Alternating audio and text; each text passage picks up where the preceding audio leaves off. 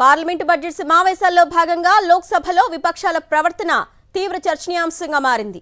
Speaker podium ముందున్న secretary general table పైకెక్కి నిరసన తెలిపారు కొందరు కాంగ్రెస్ ఎంపీలు. కాగితాలు చించి ప్యానెల్ స్పీకర్ పైకి విసిరేశారు. ప్రతిపక్ష నేత రాహుల్ గాంధీ మాట్లాడేందుకు అనుమతి ఇవ్వాలంటూ నినాదాలు చేశారు. గందరగోళ పరిస్థితుల నేపథ్యంలో ప్యానెల్ స్పీకర్ సభను వాయిదా వేశారు.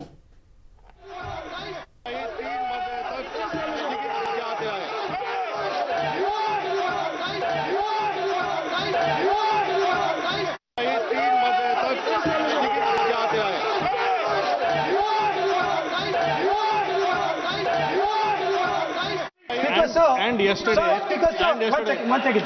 Speaker, sir. Permit sir, him to speaker, speak. Sir. What is this? Sir, Speaker, sir. 1 second. Sir. Speaker, sir. Sir, yesterday, Honorable Speaker has it given is a not ruling. a permission that I am being given, Speaker, sir. I am not being given a permission. What is the permission?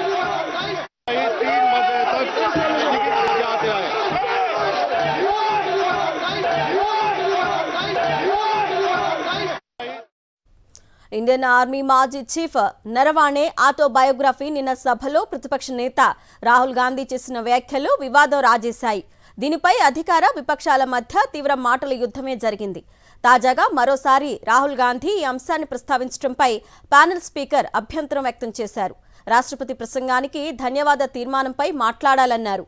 ఈ క్రమంలో నిరసనకు దిగిన కాంగ్రెస్ ఎంపీలు secretary general table ఎక్కడం, కాగితాలు చించి speaker podium పైకి విసరడం వివాదాస్పదమయ్యింది.